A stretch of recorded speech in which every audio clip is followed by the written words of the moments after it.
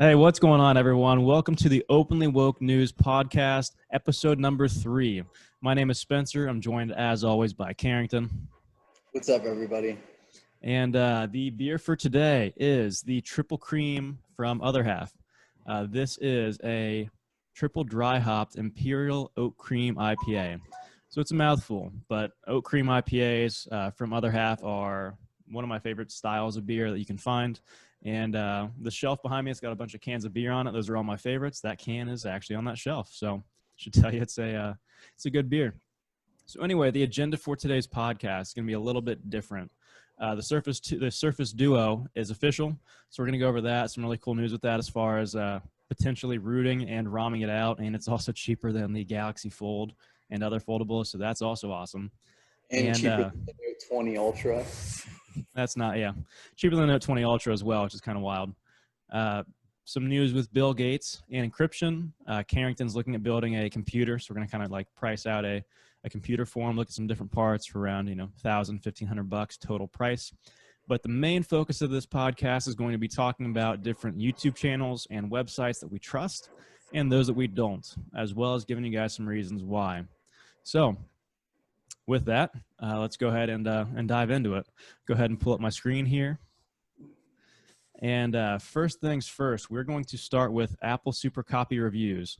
This is one of the most dishonest review sites or review channels that there is. I actually bought some AirPods from this website to tell you more about the channel. Apple Super Copy Reviews, right? So you think that anything that's an Apple copy, Apple Watches and that sort of a thing. But if you scroll through here, all that you see are AirPods and AirPods Pros.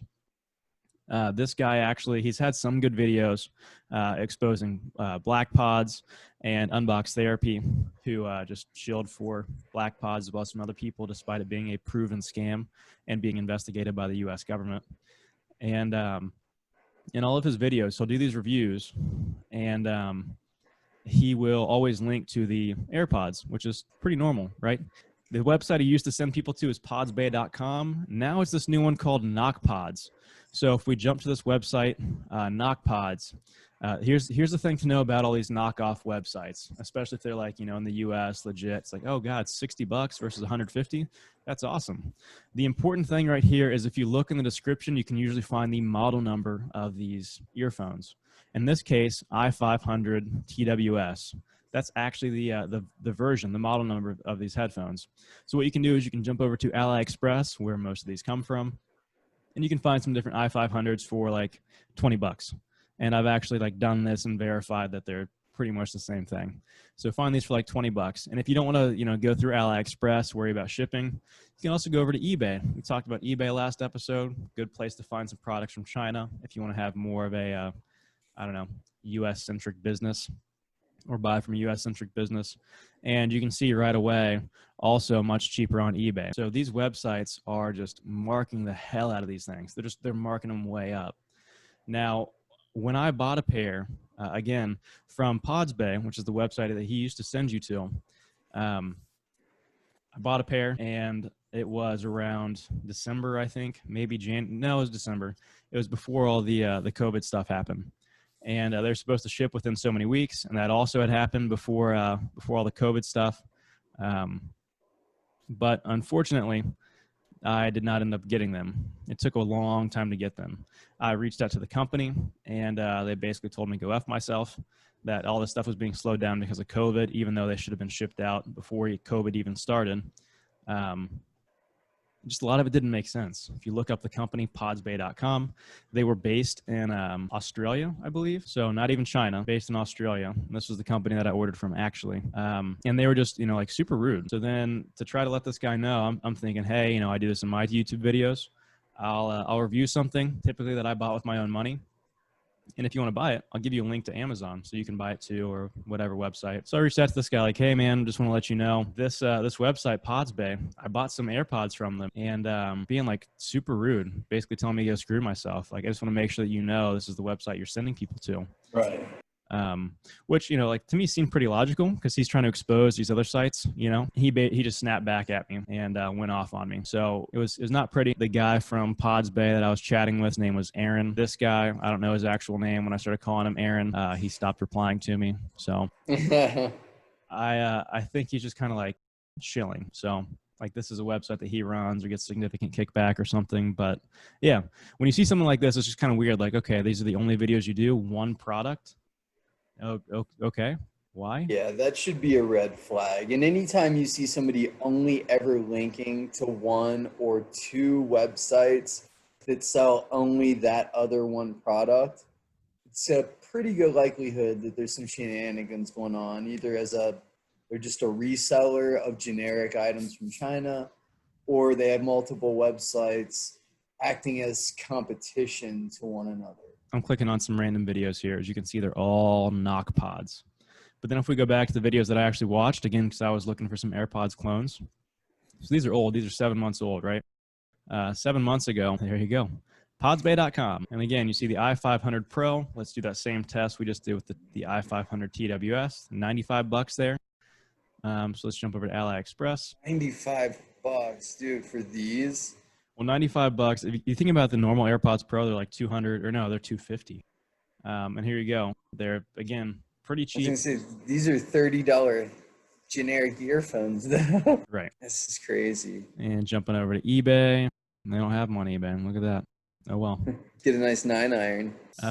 But anyway, you guys get the idea here. Just that's a big red flag if you're looking for a review channel, something you can trust. If they're only reviewing like one type of product and only sending you to one website, unless it's like Amazon or eBay or something like that, then red flag should go up. And there was also something I remember when we were looking at this that I thought was really weird at the time was if you go down and look at some of his videos, if I remember right, he's sort of debunking and calling out fake products that were literally just the unbranded version that people found on AliExpress or Alibaba or eBay of the rebranded headphones they were selling, just like Spencer's showing here. And he is making fake debunk videos.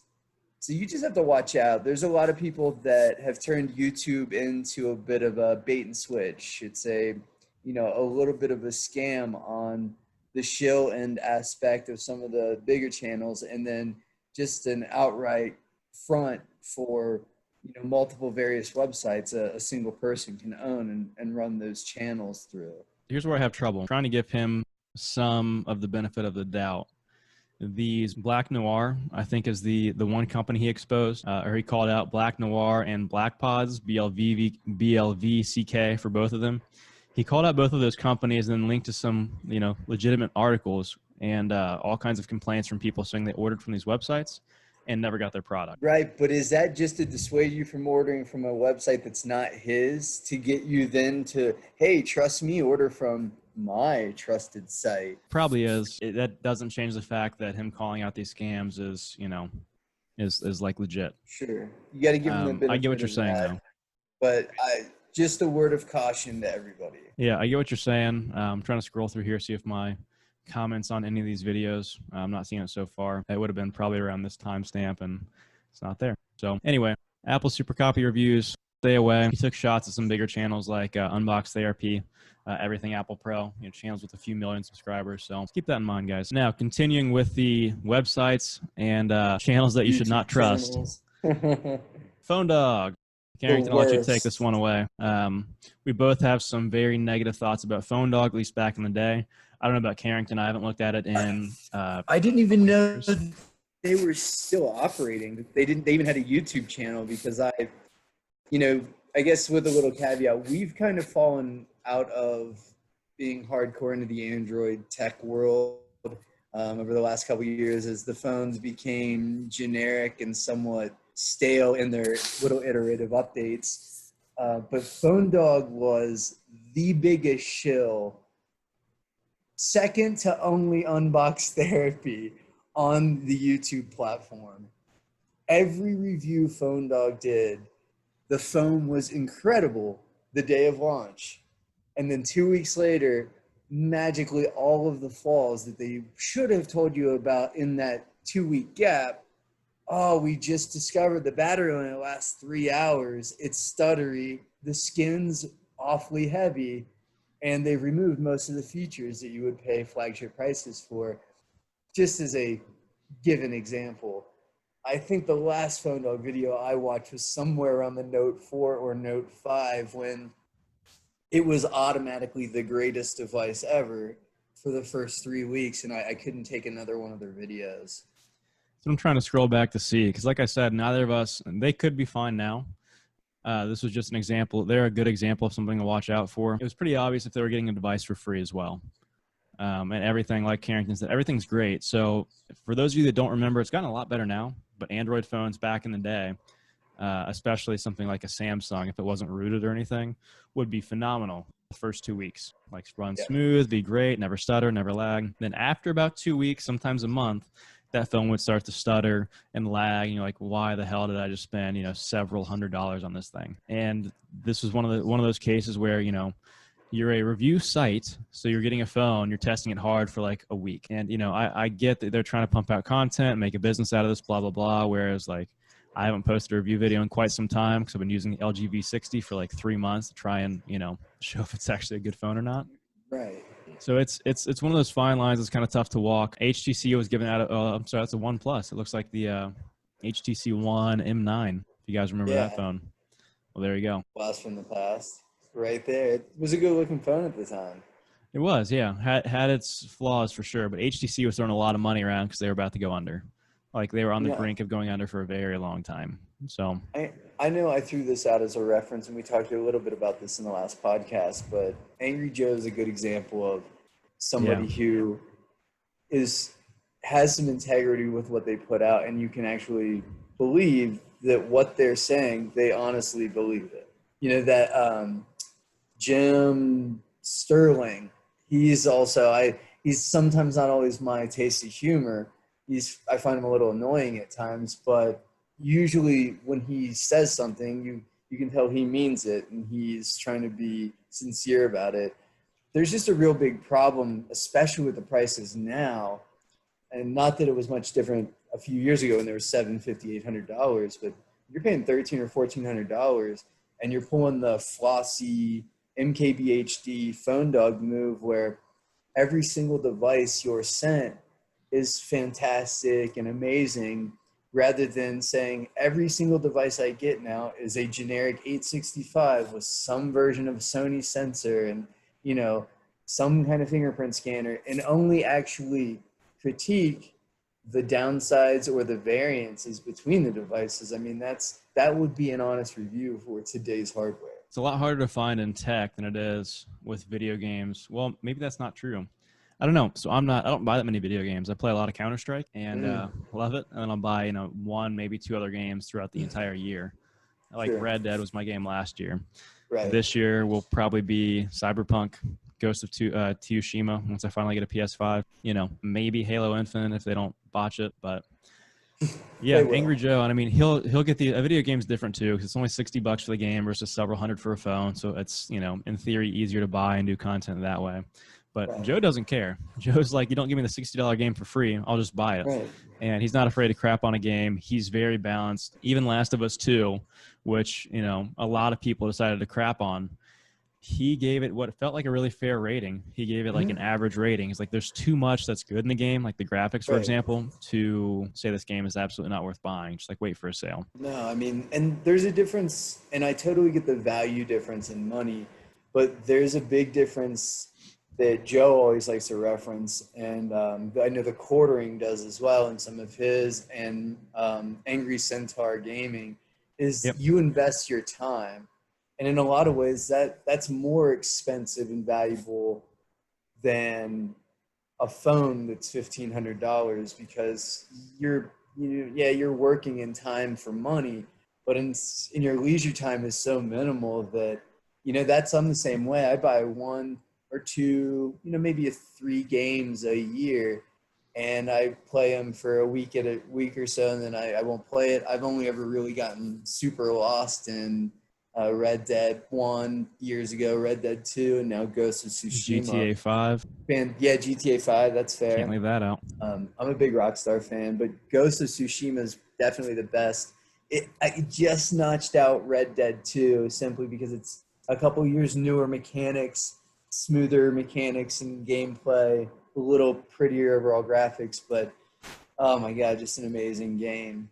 But you know, that's even at that, if you buy 3 games a year, that's, you know, $180, $200 with tax. That's not Yeah. insignificant, plus the time that you're investing. So I rely heavily on Angry Joe and ACG. What are the brothers? Layman Gaming. They seem like decent dudes. There's in gaming, there's a couple. In tech, there's very few. You and I rely on each other mainly for our take Right. on tech. Now, ACG, I mean, what you said about that Jim guy, I had never heard of. I had to look him up. His channel's actually pretty big. ACG is cool because Carrick's the same way. Like, he's not necessarily my, I don't know. His style is his style. Like, he's got a niche, you know, and I don't necessarily fit into that niche. But as you can see with games like The Last of Us, that was super polarizing. He's like, I mean, look, this is my actual YouTube account. I've watched one video from his in the past 6 months, year, and it was Last of Us 2. Because I knew that he was going to be honest about it. And he's also cool because we found his channel when he had like less than 30,000 subs, and now he's up, you know, over 500,000. Like it's cool to see somebody put in the time and be honest about everything. I believe he buys all of his own games. He doesn't get stuff for free. So he used to, at least, and he's still. I don't watch a ton of his videos either, but that's the one thing. When we first found him, we were in a similar predicament with games as we are with tech, where we were like, man, everything is a shill anymore, because remember at the time they were flying guys out to like E3 and the video game awards, and they were fucking putting them up in fancy hotels and flying them out for the new Call of Duty to play, like, you know, a beta with the developers, and, you know, giving them merch. And it's like, you're not going to get a fair review like that. And when we found him, I think when I first subbed to him, I think he had about 12 or 15,000 people. You know, like, he had just started his channel, and I forget the game that I would have been looking for, but I remember him tearing it to pieces. And there was, Joe hadn't put out a review, and all the other people were shilling as, you know, the greatest new game ever. And he was like, this game sucks. It keeps killing my PS4. Might have even been PS3 at the time when I had my old 360. So, yeah, you know, he's put out so many videos. I mean, this is 5 years ago. I'm not seeing any of that red bar underneath these, you know, videos that I've watched from him. Yeah. I remember watching one of his Sniper Elite 3 game, or one of his Sniper Elite videos. Sniper Elite's a great game, by the way. If you can find it for, like, it's not worth $60, but if you can find it for 20 in a Steam sale or something like that, which that's what I do. I played through 3, and then 4 went on a Steam sale, and I bought that as well. It's funny you mentioned, because I have PS Now, which to me is a great $10 a month value. Be able to, like, live stream the games in real time and with very minimal lag, and it's very consistent, at least on my 400 meg internet. And I stream that all the time. It's free on there. I mean, I own 2, and it was good, but a little clunky. Dude, 4 is a fantastic game. It's just, I get fucking pissed because it's hard. It's a tough game. It's one of those games, you know. It's not even necessarily the like the story I don't really care about. It's one of those games where the mission structure is just fun. Like, it's challenging. Maybe Splinter Cell-esque in that way. Like, Splinter Cell, I never played for the story. It's like these missions are tough, and I enjoy that tactical gameplay sort of a thing. Right. So, yeah, anyway, so ACG, anyway, we're talking more tech, but ACG, Angry Joe, which most people probably know. ACG stands for Angry Centaur Gaming, for those curious. A couple good channels with games that are going to give you objective reviews no matter what. I mean, they're not afraid to crap on a game. Even great games, it's hard to get a 10 from Joe. Carrick has a more like buy, wait for a sale, or never touch. That's like his rating scale. So let's move on to another one that we don't trust, that is near and dear to mine and Carrington's hearts. Flossy Caarter. Used to love Flossy, man. I did too back in the day. I'll let you take this one away again. I'll kind of scroll through. I was subscribed to him for the longest time. I mean, up until a few months ago, and I couldn't take it anymore. So I'll let you take it away again.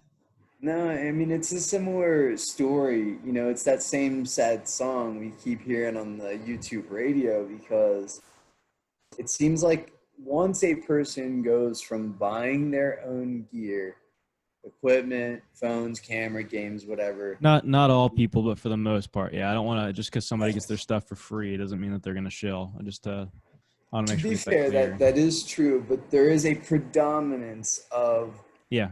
and I would say even in any case, if you get it for free, you are never as harsh as you would be about certain critical things where you would critique it had you bought something, right? So it still sways your opinion to soften the blow. It's, for instance, I always go back to the Note 20 Ultras, $1,300, whatever, 1,400 with tax, 1,500 for the higher storage, right?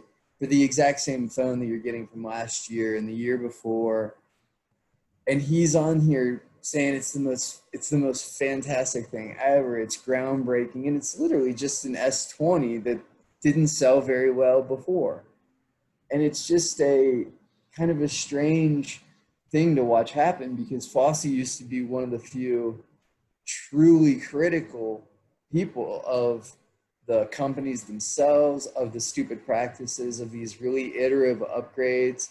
And now it's gone from him critiquing these small variances model to model, not having revolutionary tech being added or new aesthetics, to every phone he gets is the most fantastic, sexy, coolest, badass thing that's ever been made. And it just gets gross after a while. I mean, I like the dude as a person. I get this as a business. He's a pro, he's like a promo man, but that's what they are now. They're advertising agents. They're not reviewers. Yeah, my buddy sent me a video. I wish I could remember the guy's name. He basically said that. That's kind of what we're getting at here. Maybe we should have led with that. Is a lot of these big tech channels now, they aren't objective reviewers. They are advertisement. That's what they are. You're watching an advertisement for a new phone. Now, Flossy, there's not really a flagship phone, where he's going to say, this is trash. It's Right. always like a major go, which means buy it. And it does suck. He used to be more objective. He still says he buys all of his own stuff. I find that really hard to believe, because he was in some of Samsung's promo material for the S20, S10, like within the past year or so. So maybe he is, but even if he does buy most of his own stuff, at least, I mean, I'd highly doubt that with that many subs, but maybe he does. He's still not very trustworthy if you're trying to find an objective review.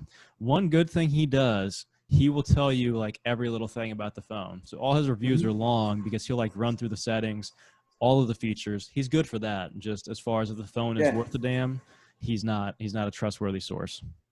And what's funny is the fact that he does the same review for every phone shows how exactly identical all Android phones are, given they're all running the same OS and very few differences between them, and won't even be hardly critical even of the price when you talk about a $500 or $600 phone having the exact hardware as a $1,500 phone. And it's just, I mean, he was, touting the Galaxy Fold last year when it had a plastic screen and destroyed itself in days. He was shilling that thing at the time, which, well, he's still, to be fair, you can see in his Panasonic headphone review, if I arrow over, it's going to like start like jumping around.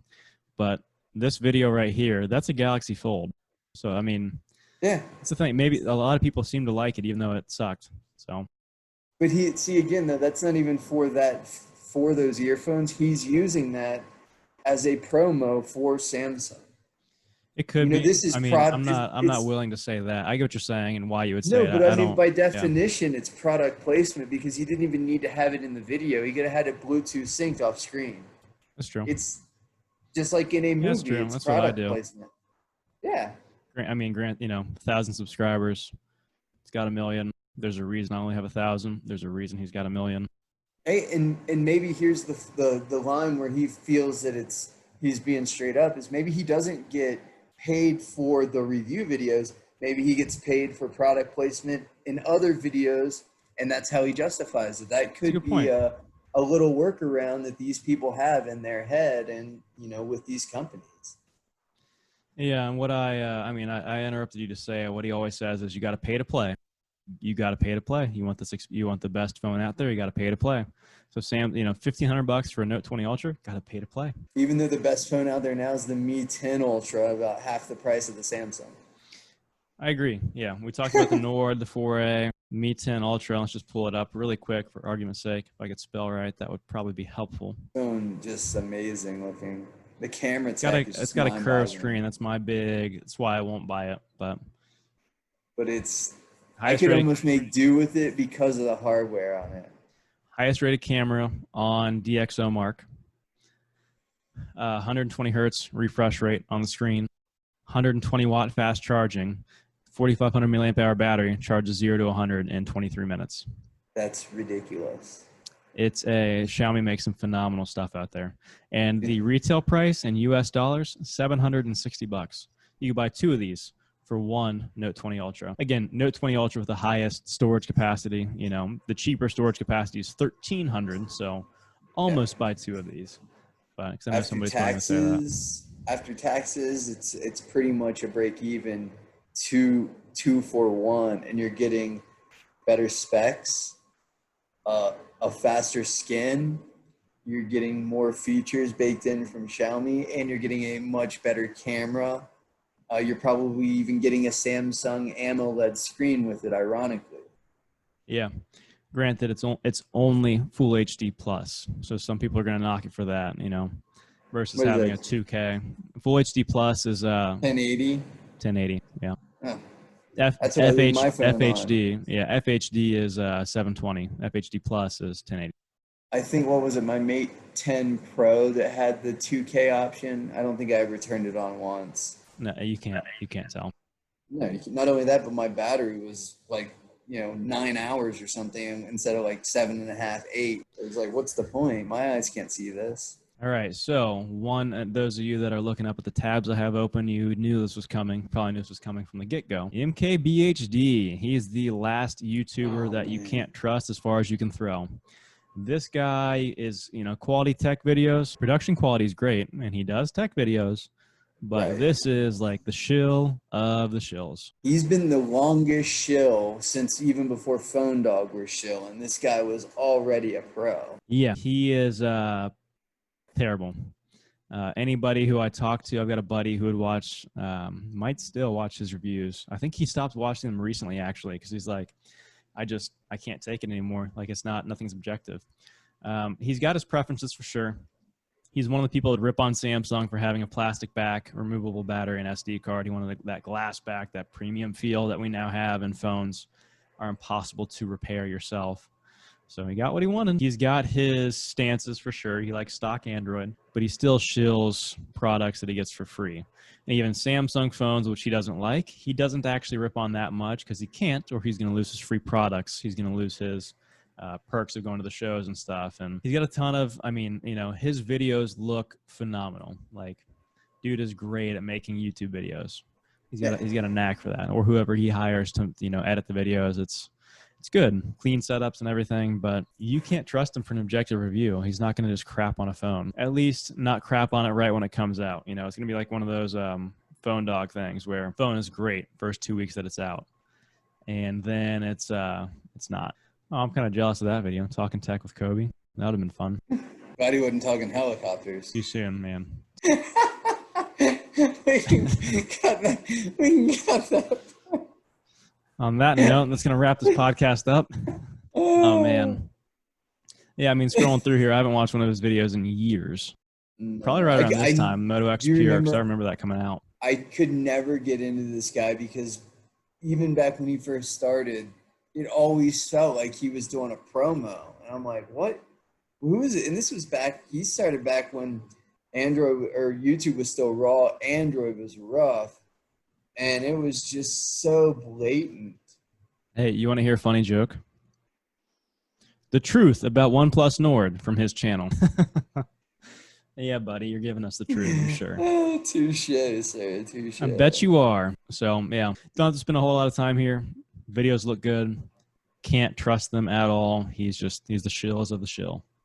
If you use this channel for anything, new tech you may not have heard of, but don't listen to the review side. Just see the new thing and then go watch a real review of it. Yeah, entertainment factor, I get it. But yeah. And then, dude, like even this, OnePlus Nord budget impressions, 399 euros. It's not 399 euros if you live in the US, like this D-bag. It's $500. Right. So anyway, it's a little deceptive. Feels clickbaity. $399. Like, well, yeah, this phone would fucking crush for $399, but it's not. It's right. Yeah, like we discussed, it's $550 for the 128 and 8 gigs of RAM version, but which is still a great deal. But at the same time, still a great phone, just not, it's yeah, the new PlayStation 5 is only 145 Swedish krones or whatever the fuck it is. Yeah. Okay. Some people are sensitive to price, obviously. Not everybody can buy a flagship phone. Pixel 4a is like $16 a month. There's no need to anymore. Even if you can afford to, I refuse to. It's just it feels so weird and kind of fucked up that we're at a point where we're paying almost double what my brand new laptop costs. It has an i7 and 16 gigs of DDR4 in it. Yeah. Like, really for a phone? For the phone that Samsung's made for 4 years? If I'm buying a phone, even paying monthly, outright, but even paying monthly, I'm picking the Nord and the 4A before the Note 20 Ultra. Every single time, or the normal Note 20 too. I mean, Note 20. Like I love the S Pen. We're both Note loyalists, or we used to be until the 4 or 5. But anyway, if they would bring back a 7-inch updated bezel-less Note 4, that would be the ultimate device. We've always said that. As long as it didn't have an Exynos chip in it. Well, shitsnos chip. That was bad. Apple responds to your comment like. He's having interviews with the Apple. I don't know what that guy is. He's always in the presentations. Yeah. He's having interviews with Apple, interviews with Kobe, interviews objective. with Elon, interviews with Bill Gates, Bill freaking Gates, who can go. That's not going to shade your opinion in your videos at all. Why Tesla's their most important car. Okay, you've had how many interviews with Elon? A couple? Okay, man. Okay. Yeah, sure. Hey, and guess what went well? That demo of the Cybertruck windows. Yeah. Come on, dude. This is I could never stand this guy's channel. It always came off so fake to me. He's an actor. He is. But let's switch over to positives. Channels you can trust, or at least channels that we trust, that we think you should trust. Gamers Nexus.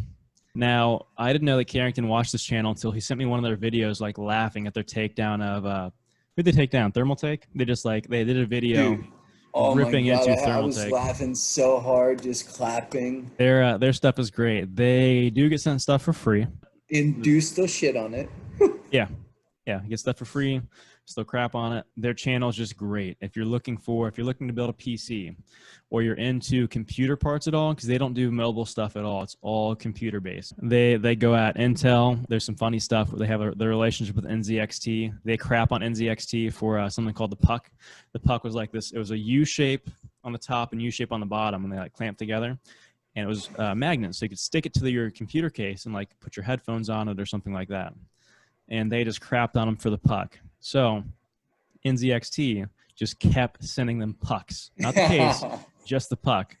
So they actually made a T-shirt on their website that had to do it. Their T-shirts like "What the puck" and had an image of the puck below it or something like that. So that's funny, dude. They crap on. I like this guy's attitude. He's funny. He seems down to earth, but he's really smart with the information they provide. Is really in depth and intricate as far as engineering and design takedowns of bad thermal designs and chips and in PCBs and water and air coolers. Like, it's really interesting channel. They go in depth. I like it a lot. Here's the takedown of Thermaltake, which Carrington. That's the one that Carrington sent to me that I already watched. It's when they take somebody down, it's, I don't want to say objective. It's factual. Like they're attacking like, hey, here's the issues. We told you the issues after testing. We've been telling you these issues for years. There's stuff going on. We've been telling you this for quite some time. And you say, okay, we'll fix it. And you just ignore us. Right. So, yeah, Gamers Nexus is awesome, at least for the most part. I don't know how I feel about, the videos with Jay or the videos with Linus, because those are some other shows we're not getting into today.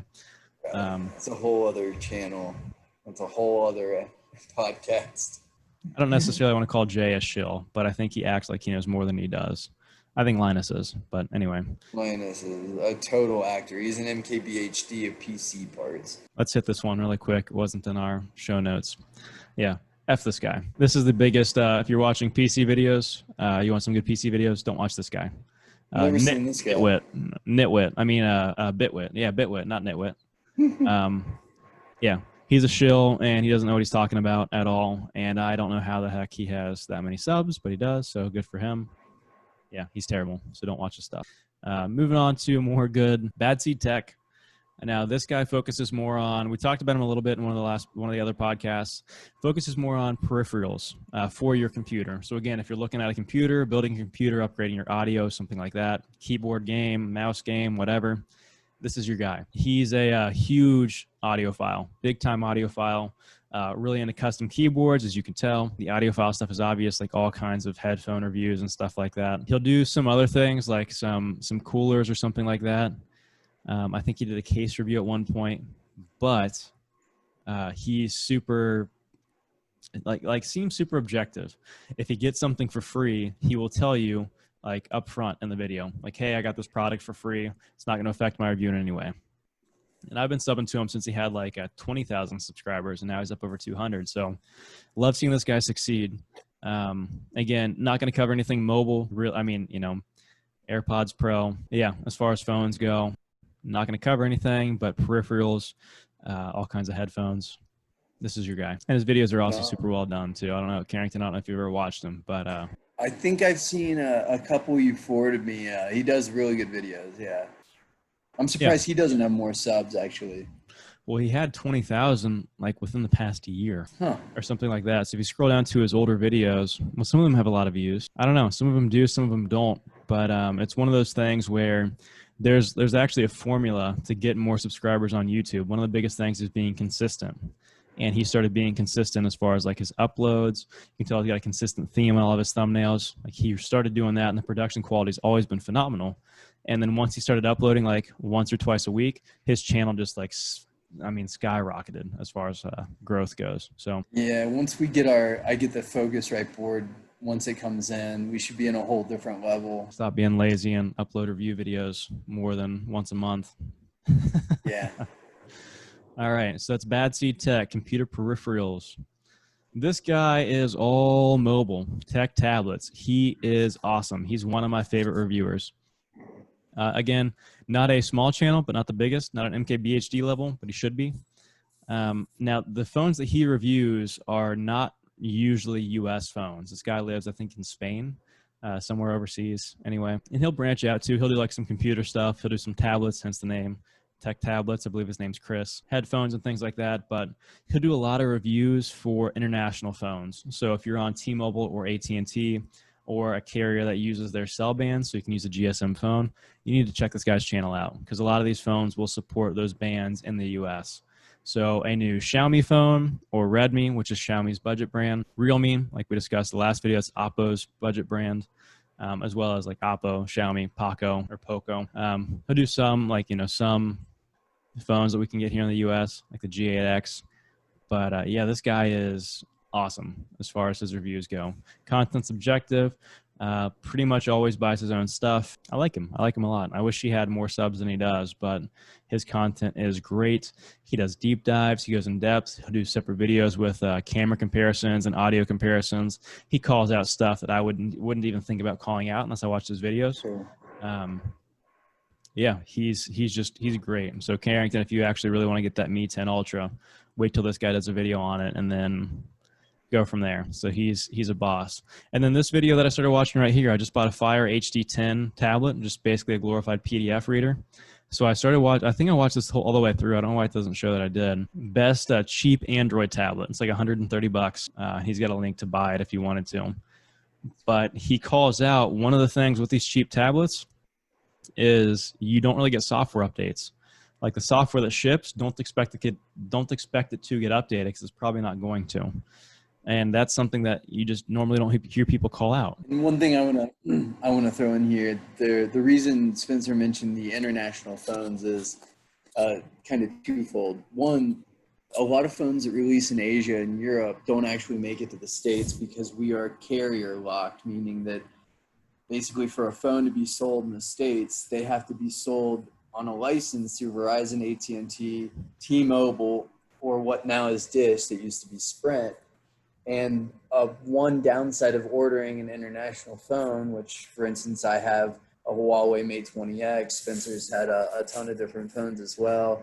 Even ordering like an international Samsung phone is a lot of times the actual frequency bands will be blocked or not integrated into that international phone for the US carriers. So it's kind of like buying an FM radio from Europe, but you can't quite tune to the right channels. You can only get a handful of them in your city. And that's kind of it's going to be worse as the new phase for the 5G stuff opens up, not necessarily millimeter wave, but in the real 5G of like these T-Mobile L600, the 2.5 gig, the 3.4, 3.6 range, the 6 gig range, and then the upcoming 12 and 13 gig ranges. Those are all going to be different frequencies that have to be baked into the device itself. So it's always a trick to see, does this international phone get LTE or what will now be 5G when you order it? So that's always something to look out for if you're ever interested in ordering one of these cool devices we're talking about. And let's give you a on-screen example of what we're talking about here. So he doesn't even have a video or a link to buy this from. That's interesting. Well, Redmi K30 Ultra, we'll go to eBay. Trusty old eBay. So when we're talking about the bands that your carrier uses, the frequencies, those are publicly available. So if we look at the Redmi K30 Ultra on eBay, like I've mentioned a couple times, it's a site that I love to use for buying phones from overseas, and Xiaomi is my favorite phone brand for whatever that's worth. I mentioned that in some of my review videos. You can scroll down here and they'll always have the bands that it works on. So 3G, WCDMA, you really don't need to worry about. 2G, it's got a couple of 2G bands, which are basically good for call and text, and that's it. Some 5G bands, and here's your 4G LTE bands. So the big ones that are missing for my area when I was on AT&T is and T-Mobile. Band 4 is huge. I think band 2 is pretty big. Correct me if I'm wrong, Carrington. And then bands like in the teens and 20s. And as you can see, this is missing a lot of those bands, which means even though this phone is awesome, it's a badass phone, great price for what you get, it's in the US going to work on 2G if you're lucky. And that's not great. The Mi Max 3 is a phone that I loved, but I couldn't ever get LTE or anything like that. It was only 2G, and I had to give up the phone because it was that slow. It sucked. Right. So that's what he's talking about. And as far as the bands being publicly available, if you like US carrier bands. Frequency Finder, that's a good one. Frequency Finder? Yeah. Well, it used to be. Well, I guess not anymore. That's funny. The frequency finders? Huh. No, it's for flying. That's funny. Anyway. It used to be the one we'd go to and it would show all of them. Right now you can go to Wikipedia for the most part and find them. But that's what I was going to say. Yeah, I mean, this is from Reddit. It's telling you all the main carriers, the technology that they use, and their different frequencies. You can go to Wikipedia. If you're on AT&T, ATT cellular bands, and it should be on, I mean, here's a forums website from them, but it should also be on Wikipedia. Oh, here we go, Phone Arena. So it's going to actually give me a table. Yeah, there you go. Those are LTE bands. Those aren't all the bands, but those are LTE. So as you can see, 2 and 4 are the two of the big ones for AT&T, and then 12, 14, 17. That Redmi K30 had none of those. Didn't have 2, 4, 12, or 17. Anyway, something to keep in mind when you're phone shopping for some international phones. They make the best stuff, but sometimes it's hard to find. The last channel that I trust for sure, I don't know how much Carrington's looked into it yet. I talked to him about it after buying my new TV. QuantumTV. This guy hides his subscribers because some people attack him for not having enough, or, you know, not having as much as the bigger channels. He's still got, it's in the tens of thousands. I won't say exactly what it is because I don't think he'd want to, and you can't really see. He's got a lot of subs. So, and as you can see back there on the About page, over 8 million views. Now this guy is all about TVs, professional TV calibrator. I think we called him out in a past video, and buys all of his own TVs. Now, if you subscribe to his channel, you're going to get some other things, like there'll be some politics stuff thrown in here, which maybe you agree with, maybe you don't, but just something to keep in mind. Now, I don't sub to this guy because I already bought a TV, but as you can see, I don't know what you call it. I support him monthly for a few bucks a month, because when you do that, he gives you his own calibration settings for the TV that you have. So I'm like, hey, you help me pick out the TV. You're going to give me your calibration settings as a professional calibrator. Yeah, I'll throw you $5 a month. Yeah. So he's everything TVs. He's awesome. And if you're looking at a TV for the upcoming consoles or current consoles, also awesome. He'll go over like the input lags and, different things like that. And he's great. Like, he's trustworthy. I trust what he says. If you comment on one of his videos and you ask for some feedback, he'll usually provide it pretty quickly. So he's just a cool dude. Like, and, you know, seems to really know what he's doing. And yeah, he's not in it for the money. He's in it because he wants to do this, and it's not his main source of income. So he doesn't have to shill. Makes a big difference. Oh yeah. Yeah. This is one that I need to watch. I keep meaning to watch this one. Why he never mounts wall mounts TVs, because I'm interested there. I've never done it either. I've always used my little stands. We did in my old house, just because the people that lived there before us had wall mounted a TV. So there were holes in the wall already. Yeah. So we did it in our old house in the basement, but that was it. Once I buy a house, maybe I will. Or, once I'm in Florida and have one mounted outside, for example, from the pool. Yeah. All right. So that wraps it up for channels that we trust and we don't as far as YouTube. There's obviously more, but that'll give you guys a good head start, depending on what you're looking for: mobile, TVs, computers, etc.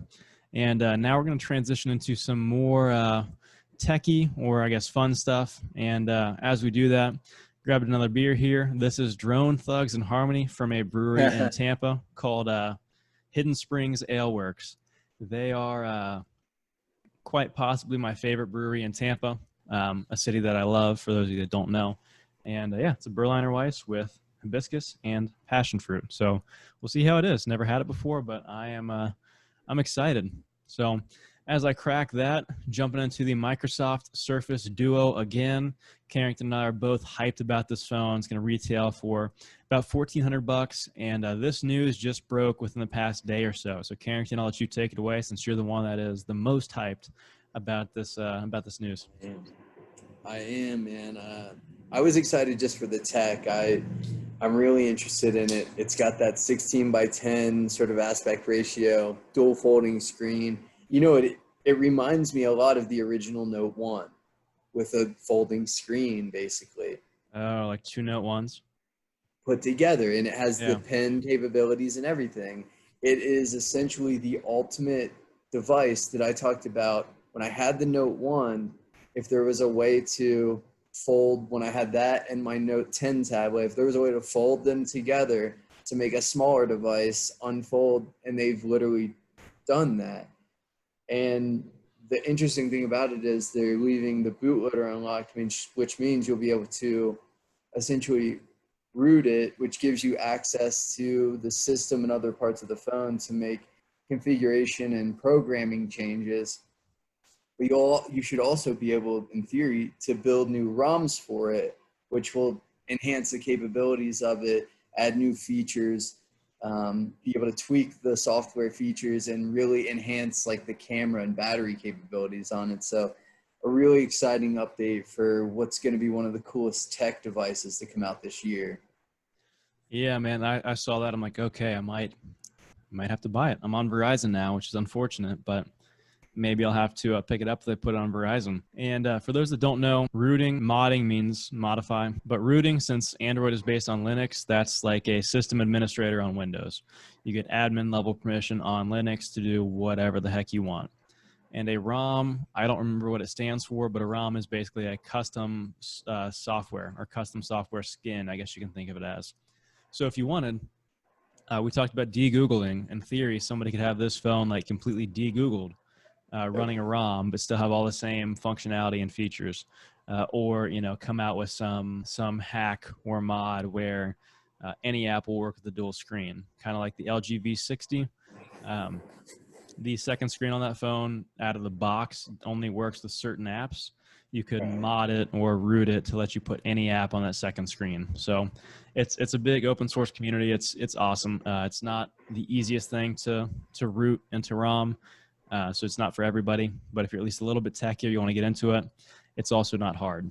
So this is huge because having an unlockable bootloader and being able to root in ROM is not common these days. So that's I don't think either of us have rooted a phone since we started buying Huawei's. I did on my first Mate 9 or something. I rooted and built ROMs for it, and that was the last of them.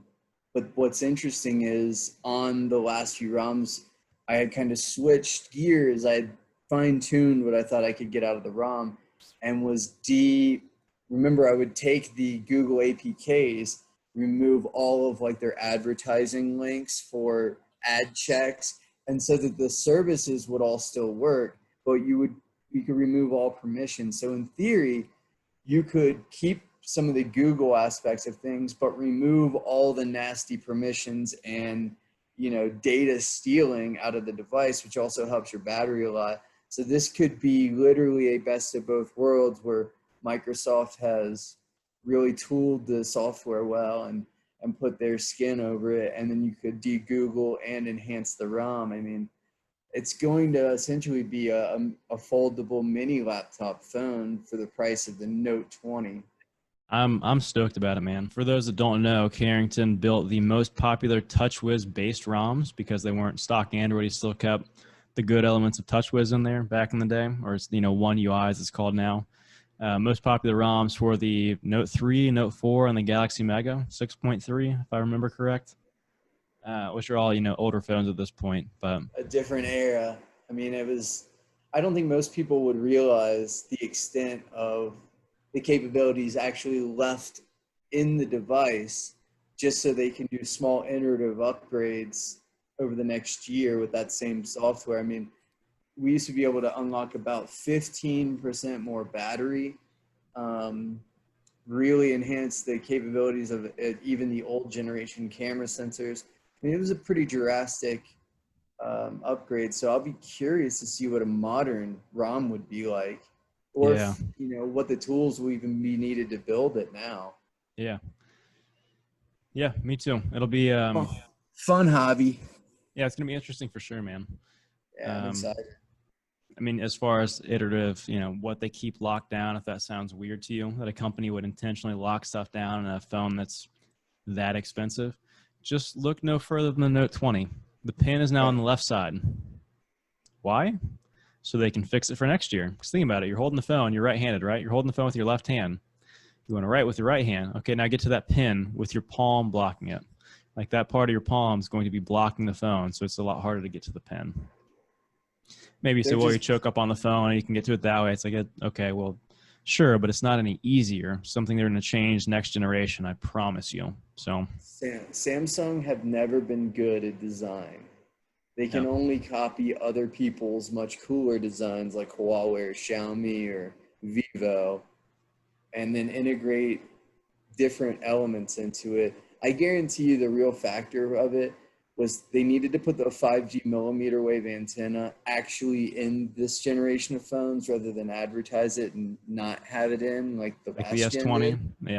Yeah. So I don't think they have the technical capabilities at Samsung to actually engineer the pin and everything all into the compartment. I just don't think they're just not that innovative, unfortunately. It could be. I could see that. Yeah. But yeah, we talked about the Surface Duo last podcast, so we won't spend too much more time on it now. Just it's going to have an unlockable bootloader, root and ROM. So once the open source community can get a hold of this, it's going to be awesome. I got a feeling that people are going to love this phone. So staying on a Microsoft kick, Bill Gates. This is a link that Carrington sent to me a couple of days ago. This is scary. This guy's a lunatic.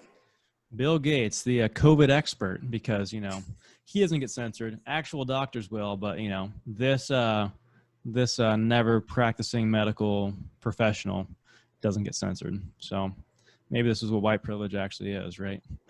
Right. Bill Gates advocates for stopping end-to-end encryption to tackle misinformation. And I haven't actually read through the entire article yet. I don't know if you have any insights or highlights, Carrington. So Bill Gates' whole idea to end end-to-end encryption is terrifying on many levels. If you don't know what encryption is, especially end-to-end, it's the idea of basically as you go to send a text message or a DM on Facebook or Instagram, it scrambles the whole data of the text up and puts it behind a code. And then it sends a scrambled thing and it sends a separate piece of data with that code. The receiving device gets all the packets of data, gets the basic instructions from that code, puts it back together, and then shows you the message. What he's asking for here is to be able to police your private messages and texts and emails, which is just mind-boggling. I mean, it's one thing to show propaganda through the news, but this is a whole other level of overreach. It really shocks me that he would be a fan of it, of ending end-to-end encryption. Because even, I mean, you know, Facebook and therefore Instagram, like in particular, and they own WhatsApp too, they mine the hell out of your data, right? Like you are their product.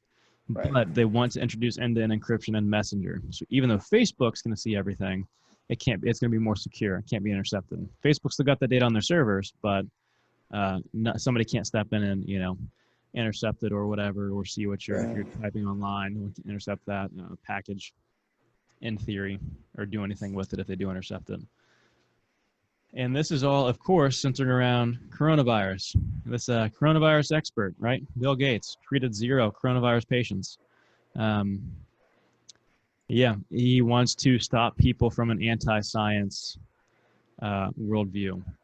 Where was that quote? It's in here somewhere. I mean, can you just imagine? This is like having somebody standing in your living room dictating, no, that's not true. You can't say that. Because you're talking about private messages between people that he wants to censor or put. In one article I saw, they want to put essentially fact check notifications for things that get pinged in your text messages.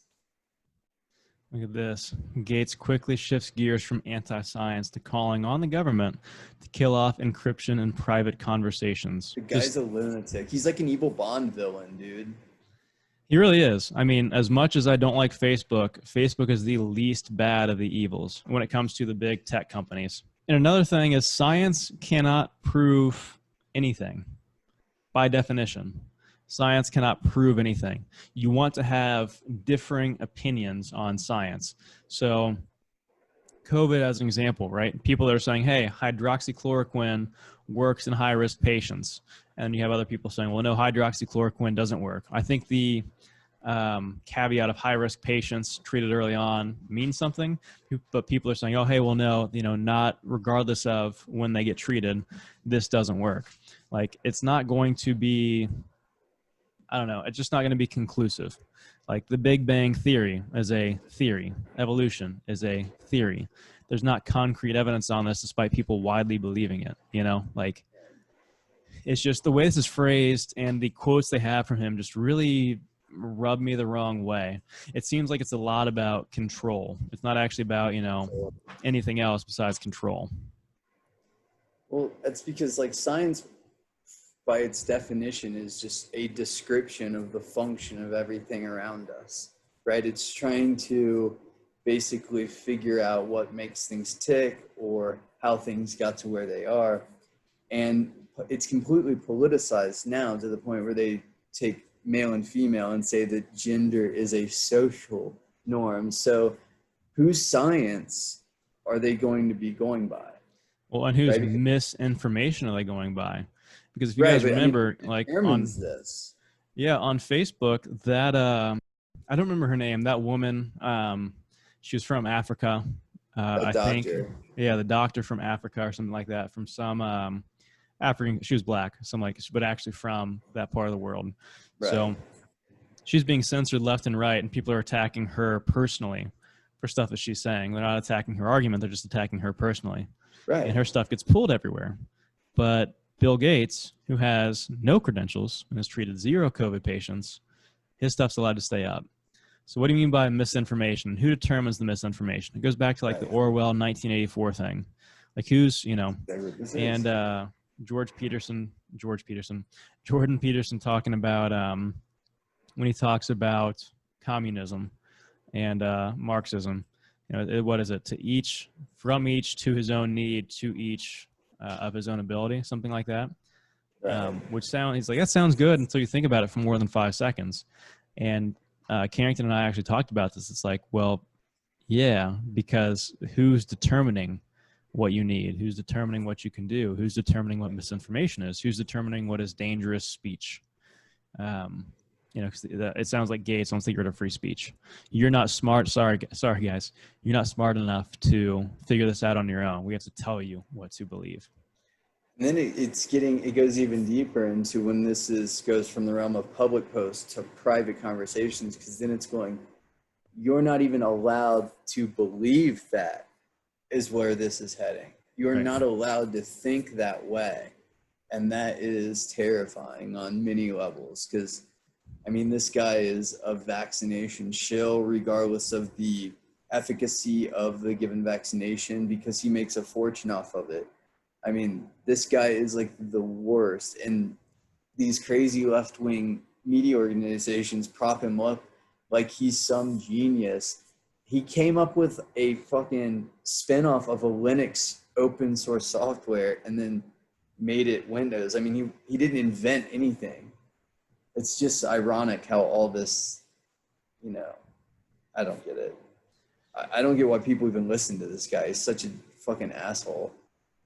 He's done and hit again. So again, in Bill's defense, he has done some good around the world with his charity. Like, he's done some good things, but also F this guy. Well, like flying to Epstein's Island. Yeah, man, that was good for humanity. I mean, he's helping the children, apparently. I didn't see that. Was he on Epstein Island? I didn't see the flight log. Yeah. I know Bill Clinton was. Pictures of him with Epstein, yeah. Ooh, that's not great. It's not ideal. Yeah. Yeah, no, I mean, you know, pictures with Epstein is different from being on Epstein Island. There's pictures of Trump with Epstein, but it's also recorded that Trump kicked Epstein out of his hotel because Epstein was a creep. So, and there's supposedly accounts that he reported shit to some people in the New York DA's office years ago. I don't know if that's true, but that's a rumor that I've been hearing. Let's see. Got to move these video feeds back out of the way. New York Post, Bill Gates didn't visit sex criminal Jeffrey Epstein. So that means he definitely did, if the Post is saying this. Probably. Check your fact. I haven't heard of this site. At least 17 times? Good Lord. Yeah. I know he flew on the plane that many, like 15 times or something. Or I know Clinton was like 27. Yeah, Clinton was on there and been very quiet. Oh, yeah. He better just vanish. Met with him many times. I don't know. I hope they actually release these documents that Ghislaine Maxwell lady has, because they got to be just bombshell. You mean before she kills herself? Yeah. Kills herself in air quotes. Yeah. Dude, they just arrested one of Alex Jones's reporters last night for releasing a documentary about the shadow government. That's a little terrifying too. They arrested her and her husband at their home. Yeah, that's pretty wild, man. Yeah. All right, guys. Well, that's going to wrap this one up. We're out of time. We're not going to get to the computer build for Carrington today. We'll do that on the next podcast. And yeah, one thing we wanted to say about it, though, we just looked at Newegg, and right here, today's best deals, which, depending on when you watch this podcast, may or may not be a best deal of the day. But this WD Black NVMe SSD, it's 1 terabyte. This is a killer deal. $135. I mean, maybe it's cheaper on Amazon or something, but back when I was looking for NVMe drives, this was I paid this much for 500 gigs and a slower speed. All right. Well, anyway, guys, thank you so much for watching. And yeah, we'll see you next week. Take it easy, fellas. Till next time.